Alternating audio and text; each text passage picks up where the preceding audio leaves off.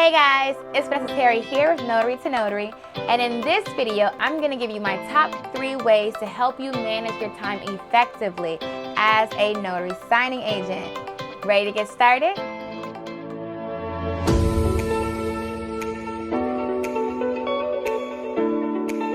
Okay guys, so you know what we have to do first. Make sure you like this video, subscribe to the channel, and click that bell so you receive notifications whenever we go live, as we do a lot of giveaways, and whenever we post new content to the channel. So, you guys know, as a 6-figure notary signing agent, that means you are booked. That means your schedule is usually full, and you have to figure out a way to manage your time effectively. So tip number 3. You want to make sure when you schedule your notary signing appointments that you're scheduling at least 2 hours apart. Reason being, you want to make sure you have that travel time. So usually your travel time will be about 10 to 30 minutes on average. So you want to make sure you have buffer time in case you hit traffic or you have to stop for gas or anything could happen while you're traveling. So you want to give yourself 30 minutes to arrive, about an hour for the appointment, and then another 30 minutes before you arrive at the next location. So about 2 hours in between. So whenever you're scheduling, let's say for example you have a signing appointment at 10 o'clock, you would accept your next appointment to be at 12 and then following at 2, 4, 6, 8, so on and so on. Giving yourself that 2-hour window is going to alleviate a lot of stress and pressure on you, especially if you're just starting off as a notary signing agent. You don't want to feel rushed through an appointment and feel like you have to hurry up and leave because you don't want to be late to your next appointment. When you first get started, you don't want to rush through the appointment. You don't want to miss signatures because if you miss signatures, you know you're going to have to go back and collect them again, and you do not get paid to go back again, right? So instead of rushing because you've overbooked yourself, give yourself some time to get from one appointment to the next. So rule of thumb, schedule 2 hours apart. Also, if you're going to do a closing for a reverse mortgage signing, you want to give yourself about an hour and a half at the closing. Reverse mortgage closings can be a bit longer and usually are in comparison to your general refinance, purchase, seller side closing. Reason being, reverse mortgages, for one, their packages are usually a lot larger. I would say the average package is between 200 to 250 pages, and you're going to print that twice, okay?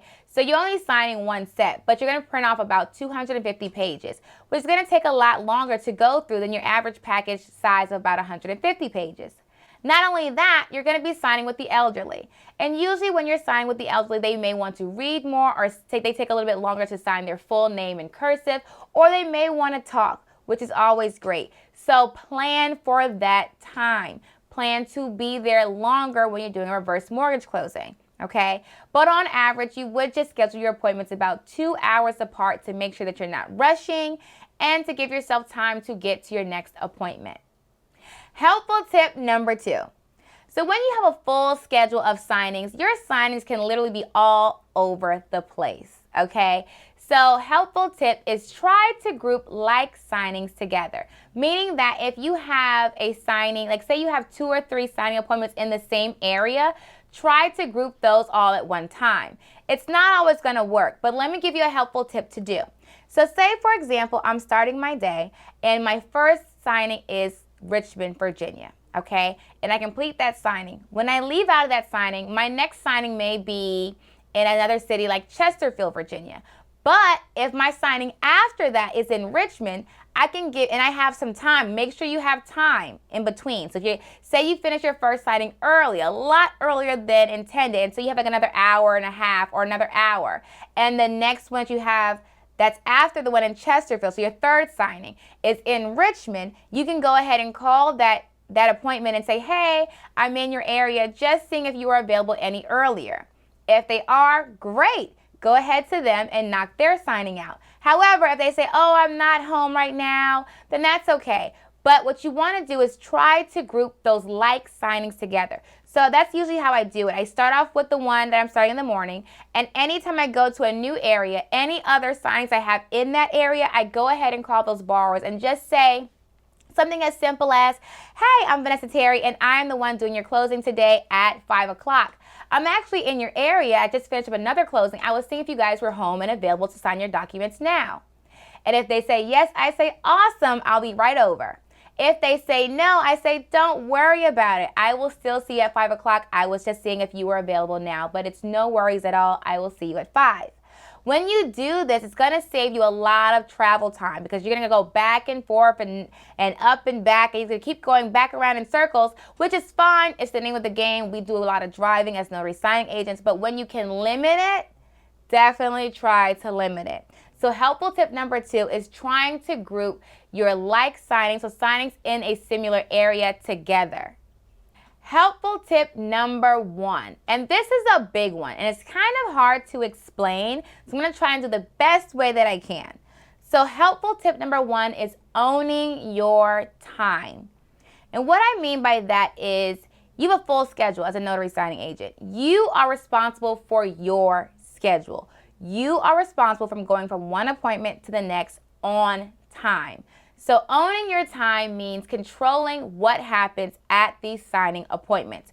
You can do the best you can as far as arriving on time, making sure you have all your supplies, and then driving to your next appointment. But when you're actually at those signing appointments, you need to own your time.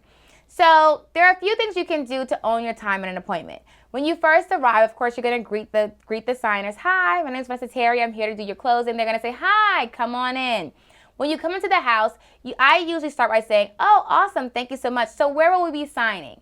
That way it directs the borrower to direct you immediately to the place that we're going. A lot of times if you don't do that, they may stop in the living room, they may want to go to the kitchen and say, hey, are you thirsty? But you want to encourage the signer to go right to the table. So you just simply say, oh, thank you, I'm so excited. So where do you want to sign? And they will take you right to the table. The next thing that I usually do is immediately ask to have their valid ID. So I always say, oh, do you have your IDs ready?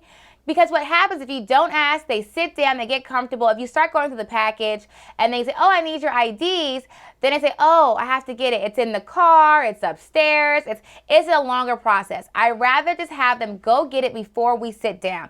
That way they know we're ready for business. So they go get their IDs, they come sit down. The next thing that can happen is they may say, okay, are you hungry? Would you like something to drink? And so you kind of have to gauge that for yourself. If you don't have any more appointments and you feel like, okay, I would love to hang out, I want to spend, I want to go through this on a casual basis, then of course you can say sure. But if you have more appointments and you need to stay focused and own your time, you simply politely decline. Or you simply say, what I usually say is, okay, I'll take a bottle of water. Why? A bottle of water is a lot quicker to get than a glass of water or coffee because they have to say, okay, do you want cream and sugar? This is a lot longer and I need to own my time. So yes, I will accept the bottle of water. They'll get the bottle of water, we'll sit down, and then we'll commence the closing. Another rule of thumb I do while I'm closing is I always have someone signing. At all times, a borrower is signing. And so it's harder for me to explain to you, but I do show my students in the training what that looks like in a video. But basically, it's where the borrower is always signing something.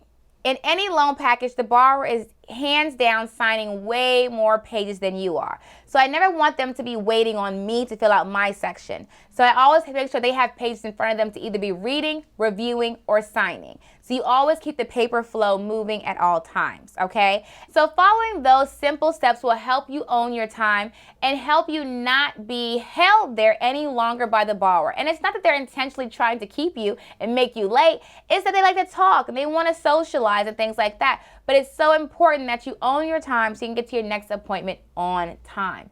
But what I always say is if you're not, if you're not rushed, you don't have any more appointments, especially when I do reverse mortgage closings, I love spending time and just talking to the elderly persons that I'm meeting with to sign documents with. But if I have a tight schedule, I have to make sure I own my time and keep it moving to my next appointment. That way I can finish my workday quickly and I can be back home as soon as possible.